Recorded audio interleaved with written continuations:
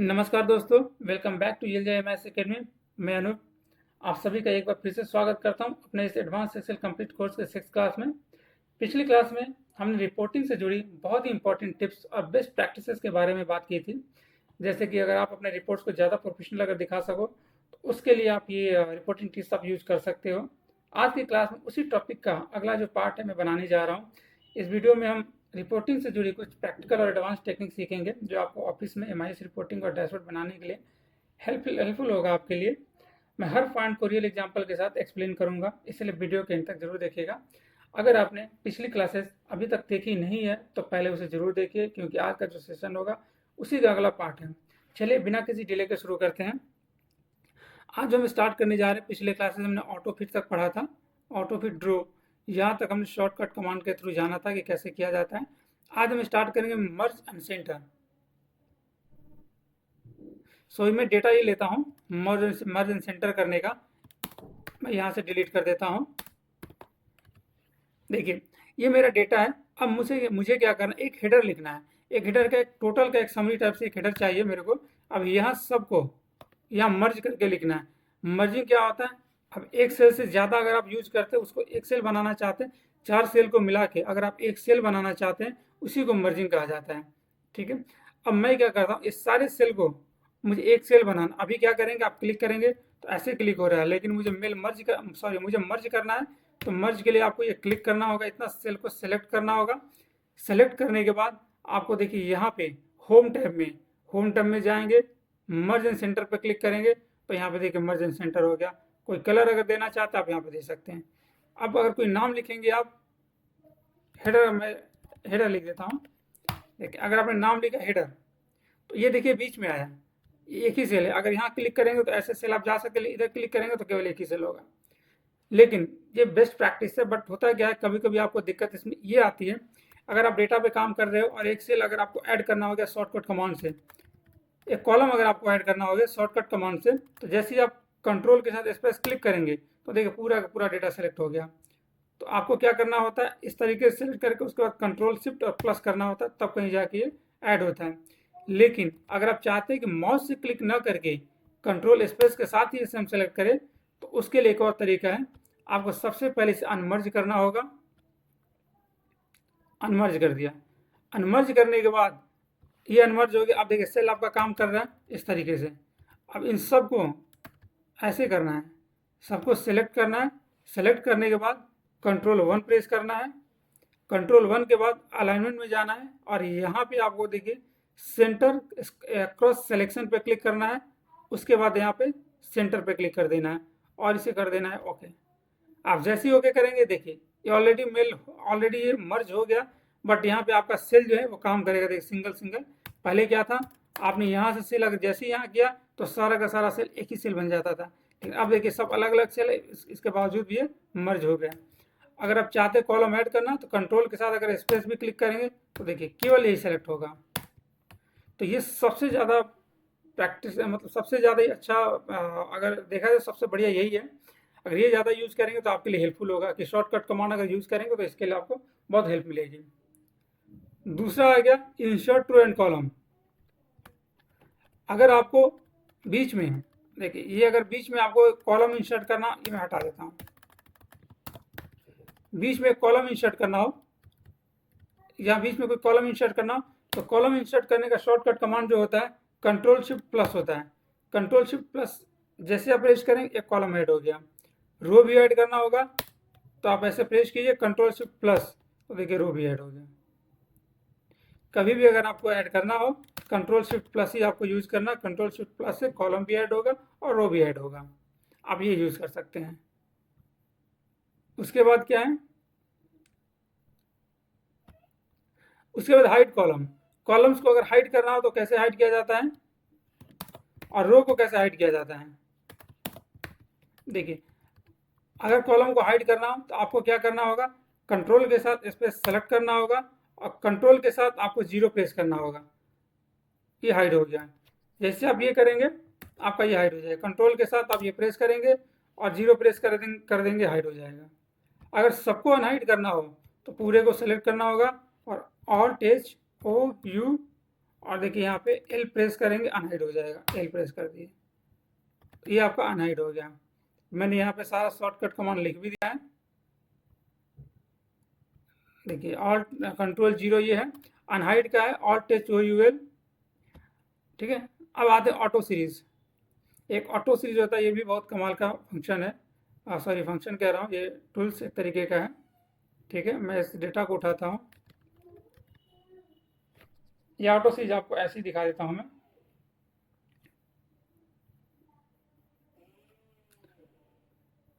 Add करता हूँ auto series के लिए।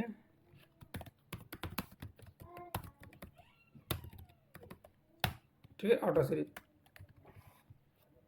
देखिए ऑटो सीरीज में क्या होता है, ऑटो सीरीज का सबसे पहले आपका शॉर्टकट कमांड क्या होता है वो बता देता हूँ। Alt E I S auto series का शॉर्टकट कमांड होता है। ऑल्ट ई आई एस जैसे प्रेस करेंगे ये देखिए ऑटो सीरीज आ गया। इसमें होता क्या है ऑटो सीरीज में, ये देखिए स्टेप वैल्यू होता है और स्टॉप वैल्यू होता है। स्टेप वैल्यू वो होता है जो अगर आप बढ़ाना चाहते हैं, लेट से मान लीजिए दो दो आप किसी भी डिजिट में दो दो जोड़ना चाहते हैं, दो दो आप मल्टीप्लाई करना चाहते हैं, जितना भी मल्टीप्लाई करना चाहते हैं वो स्टेप वैल्यू में होता है। और स्टेप वैल्यू में वो होता है कि कहाँ तक आप ले जाना चाहते हैं। लीनियर का मतलब, एक सेकंड रुक जाइए, मैं एक का ये ऐड करता हूँ यहाँ पे। देखिए 1 लिख दिया, ये स्टेप वैल्यू आपका 1 हो गया। अब मैं चाहता हूँ इसको 1 से लेके 150 तक का हमें ऐड करना है नंबर। अभी क्या करेंगे आप, इस तरीके से करेंगे, ऐसे ऐसे करेंगे, फिर यहाँ तक आपको ऐसे करके ले जाना पड़ेगा, ऐसे ऐसे करना पड़ेगा, इस तरीके से फिर आगे ले जाना पड़ेगा ऐसे, थोड़ा सा टाइम टेकन होगा। आपको क्या करना है, आपको 1 सेलेक्ट करना है, क्लिक करना है 1 और 1 सेलेक्ट कर लेना, और ई आई एस करना, alt E I S press करना है।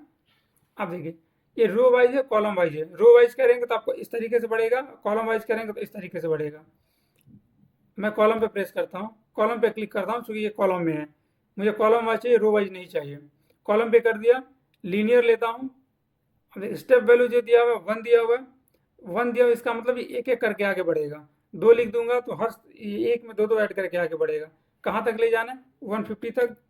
150 प्रेस किया, जैसे मैं 1 करूँगा, सॉरी ओके करूँगा, तो देखिए 1 से लेकर 150 तक आपका ऑलरेडी हो गया।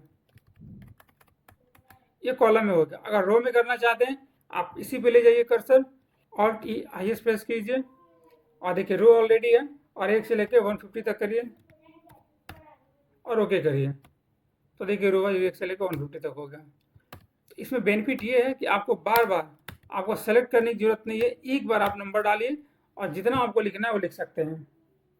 ठीक है, एक दूसरा आ गया, एक डेट उठाता हूँ मैं, सॉरी मल्टीप्लाई का भी बता देता हूँ। देखिए यहाँ पे मैं 2 लिखता हूँ, ठीक है, और ई आई एस करता हूँ।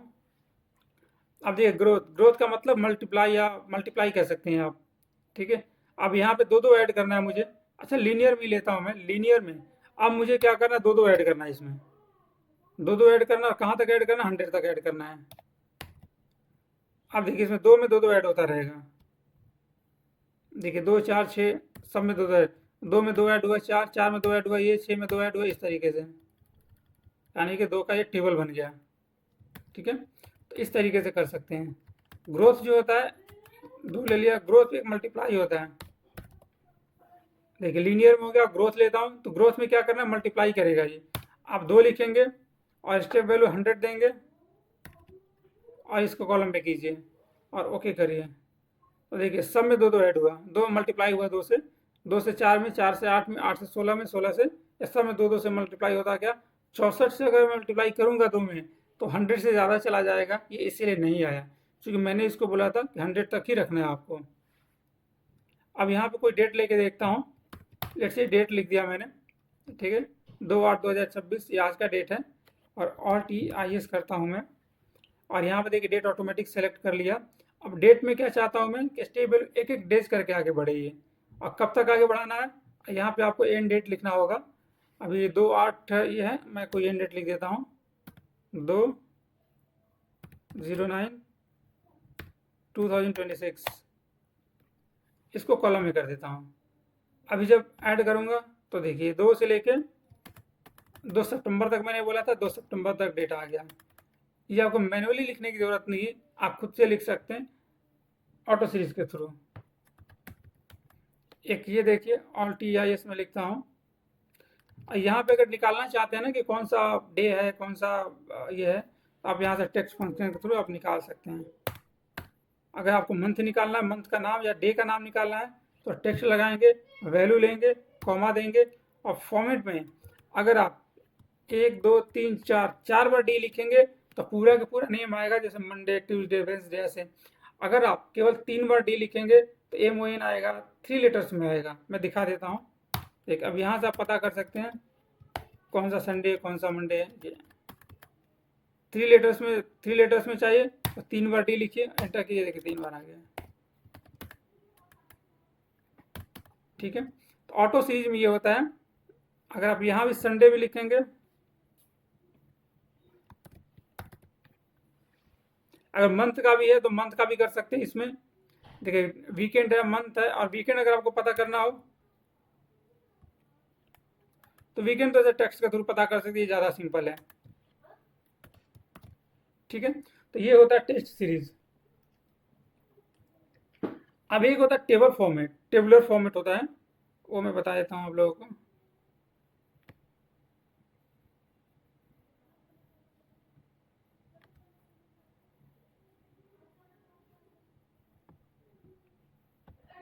टेबल फॉर्मेट,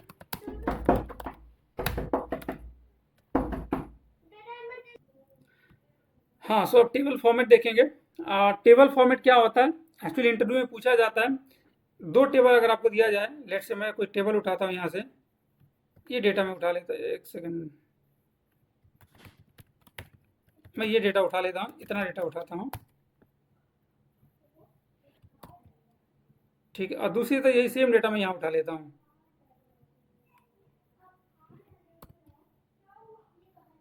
यहाँ पे मैं सेल्स लिख देता हूँ। ठीक है, और इधर ही मैं सेल्स लिख देता हूँ, कोई नंबर यहाँ पे डाल देता हूँ मैं, रेंज बिटवीन 10 से लेके 100 तक, 1000। ये डेटा हो गया, और इसी को कॉपी पेस्ट में कर देता हूँ इधर। ठीक है, ये डेटा हो गया। देखिए एक तरीका है, इंटरव्यू में कभी कभी पूछा जाता है कि टेबल और नॉर्मल टेबल, ये 2 टेबल दे दिया जाएगा, उसमें पूछा जाएगा टेबल्स कौन, नॉर्मल टेबल कौन है और डायनेमिक टेबल कौन है, ये पूछा जाता है। अब इसमें देखिए मैं एक चीज़ कर रहा हूँ, यहाँ पे इसको टेबल में कन्वर्ट कर रहा हूँ। टेबल में कन्वर्ट करने के लिए Ctrl+T प्रेस किया जाता है। आप कहीं भी कर्सर अंदर रखिए, Ctrl+T प्रेस करेंगे तो पूरा का पूरा डेटा ऑटोमेटिक सेलेक्ट कर लेगा, और एंटर कर दीजिए। अभी आपका टेबल में कन्वर्ट हो गया। अगर टेबल में कन्वर्ट, मैं इसका टेबल का वो चेंज करता हूँ, बिल्कुल नॉर्मल की तरह दिखाता हूँ। अब मैं ये हटा देता हूँ, यहाँ पे ये हटा देता हूँ मैं।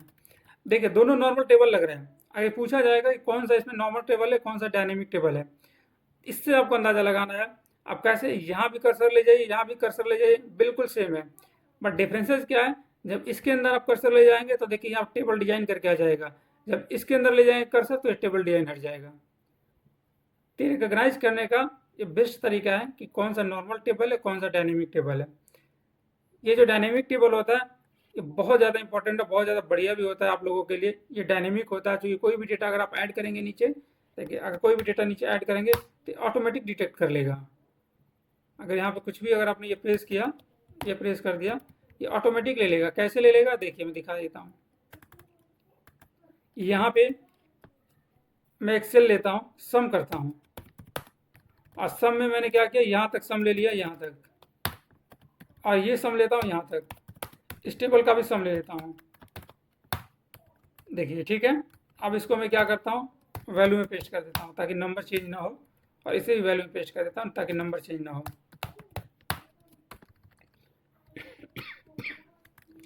अब यहाँ पे इसको मैं ऐसे ऐड कर देता हूँ।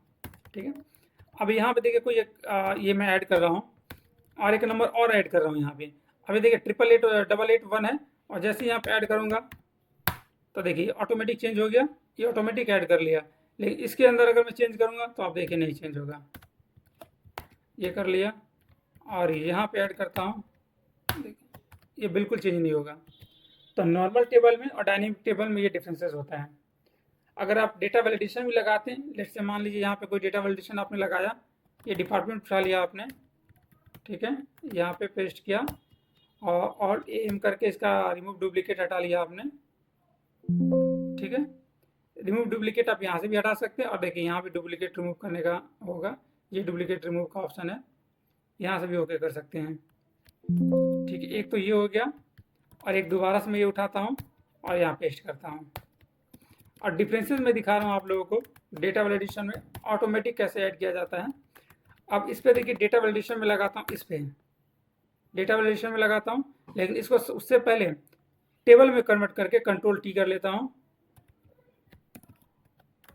कंट्रोल टी करता हूँ, एंटर कर देता हूँ, ये टेबल में कन्वर्ट हो गया। इसे टेबल में कन्वर्ट नहीं करता हूँ। अब इस पर मैं क्या करता हूँ, डेटा वैलिडेशन लगाता हूँ, यहाँ पे जाता हूँ, फिर डेटा में जाता हूँ और यहाँ पे देखिए डेटा वैलिडेशन लिखा हुआ है, इस पर क्लिक करता हूँ, एनी वैल्यू पे जाता हूँ, लिस्ट सेलेक्ट करता हूँ और देखिए सोर्स में मैं इसे ले लेता हूँ, एंटर कर दिया। ऐसे नहीं, यहाँ पे कर्सर पहले लाना होगा आपको। कर्सर यहाँ पे अगर डेटा वैलिडेशन लगाना है तो कर्सर यहाँ पे लाना पड़ेगा और उसके बाद आपको डेटा में जाना है और इस पे आना डेटा वैलिडेशन, लिस्ट में आके आपको एनी वैल्यू में आकर लिस्ट सेलेक्ट करना है, उसके बाद सोर्स में आना है, इसको सेलेक्ट करना है, एंटर कीजिए और एंटर कीजिए।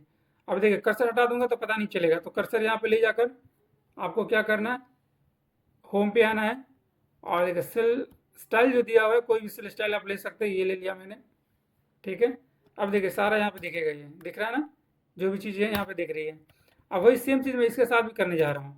यहाँ पे क्लिक किया, आपको डेटा में जाना होगा, इस पे आते हैं डेटा वैलिडेशन और एनी वैल्यू में आकर लिस्ट सेलेक्ट करूँगा और सेम चीज़ इसमें भी मैं कर रहा हूँ, यहाँ पे इस तरीके से एंटर किया और यहाँ पे सेल में आके होम पे आके सेल स्टाइल में ये सेलेक्ट करता हूँ।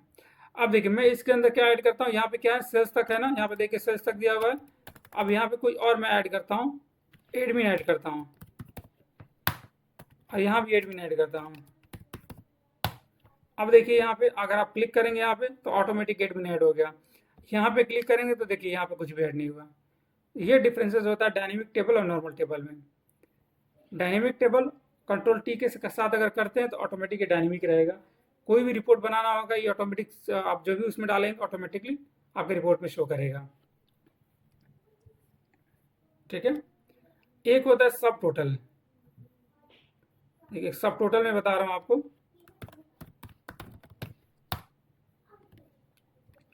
एक डेटा में उठाता हूँ यहाँ से,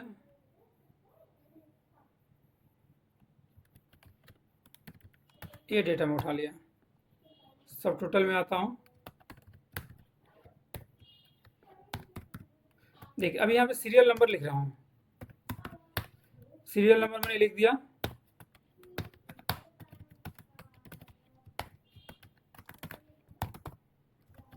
ये सीरियल नंबर हो गया।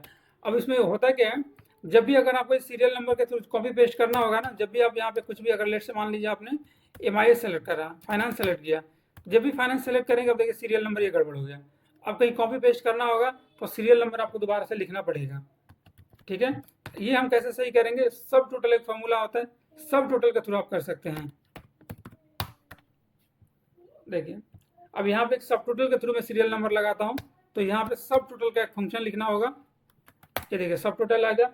सब टोटल में सबसे पहले मुझे काउंट करना है, तो टोटल काउंट हमें लेना है, F3 वाला ऑप्शन लेना है, कॉमा करना है, उसके बाद आपको इसी सेल को, ये सेल को उठा लेना है और यहीं से यहीं तक आपको लेना है डेटा, और पहले वाले सेल को यानी कि इसको आपको लॉक कर देना है। इसको लॉक करके आप एंटर कर दीजिए, ये डायनेमिक होगा आपका। अब जब भी आप यहाँ पे अगर MIS सेलेक्ट करेंगे फाइनेंस, तो देखिए इसका नंबर जैसे था वैसे ही है, लेकिन ये डायनेमिक बन गया, हो गया। अगर कोई नंबर भी अगर आपने लिखा है यहाँ पे, लेट से मान लीजिए यहाँ पे कोई सेल्स इधर डाल दिया, ठीक है, यहाँ पे कोई नंबर लिख दिया 10 से लेके 100 तक, ये नंबर लिख लिया आपने, और यहाँ ऊपर में एक यहाँ पे सब टोटल का फंक्शन लगा दिया आपने। सम का लगाएंगे तो काम नहीं करेगा, सब टोटल का लगाया आपने। सब टोटल में आपने ये ले लिया सम का 109, ये सम का फंक्शन लेना है आपको, कॉमा अब यहाँ से लेके यहाँ तक सेलेक्ट करके बंद कीजिए। देखिए यहाँ पे टोटल कितना आ गया, टोटल आ गया आपको, ये टोटल सम आ गया इसका 2410। अब अगर आप सेलेक्ट करेंगे इसे फाइनेंस में, सॉरी एचआर में, तो देखिए यहाँ पे एचआर का केवल आ गया, लेकिन सम के साथ नहीं होगा। सम का अगर फंक्शन यहाँ पे लगाएंगे तो इस तरीके से काम नहीं करेगा। देखिए यहाँ पे मैं सम का लगा रहा हूँ, ये डायनेमिक नहीं होता सम का फॉर्मूला। अब यहाँ पे कोई भी आप सेलेक्ट करिए एचआर, तो देखिए ये काम कर रहा है, ये काम नहीं कर रहा है। ये आपका काम करेगा, ये आपका काम नहीं करेगा। तो सब टोटल का ये बेनिफिट है। और एक होता है टेक्स्ट ज्वाइन। एक टेक्स्ट ज्वाइन होता है, वो भी बता देता हूँ। टेक्स्ट, ये बहुत काम का चीज़ है टेक्स्ट ज्वाइन। लेट से कोई कंपनी का नाम आपने लिख दिया, ठीक है, कंपनी का नाम आपने EXL लिख दिया, और लेट से आपने लिख दिया कि ये कहाँ पे है, A50, इस तरीके से सेक्टर 56, कुछ भी डाल रहा हूँ मैं, गुड़गांव, हरियाणा। ये देखिए अलग अलग लिखा हुआ है। मैं चाहता हूँ इस सबको एक्सेल में आ जाए। कैसे आएगा, तो उसके टेक्स्ट ज्वाइन का फॉर्मूला लगाना पड़ेगा, TEXT। देखिए टेक्स्ट ज्वाइन आ गया, उस पर क्लिक करना है, टाइप करना है। डेलीमीटर पूछ रहा है, तो डेलीमीटर आपको क्या देना है, किससे आपको अलग करना है, स्पेस से अलग करना है कि आपको कॉमा देना है। मैं चाहता हूँ कि अलग हो तो कॉमा से हो, तो इन्वर्टेड कॉमा के बीच में ऐसे कॉमा देना है, कॉमा।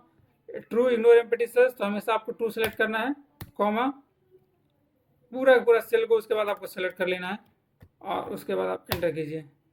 देखिए पूरा टोटल का टोटल आपका आ गया। ठीक है, उम्मीद करता हूँ कि आज की रिपोर्टिंग टिप्स आपके लिए यूजफुल रही होगी। तो मैं बोलूँगा आप लोग, वैसे आप लोग यूज़ करिएगा अपने MIS रिपोर्ट्स में, आप ज़रूर अप्लाई करिएगा। और अगर वीडियो पसंद आए तो लाइक करें, सब्सक्राइब भी कीजिए और दोस्तों के साथ शेयर भी कीजिए। थैंक यू सो मच, धन्यवाद। अगर कोई डाउट हो तो कमेंट सेक्शन में ज़रूर पूछिए। मैं मिलते हैं नेक्स्ट क्लास में एक और यूजफुल टॉपिक के साथ। Thank you so much. जय हिंद, जय भारत।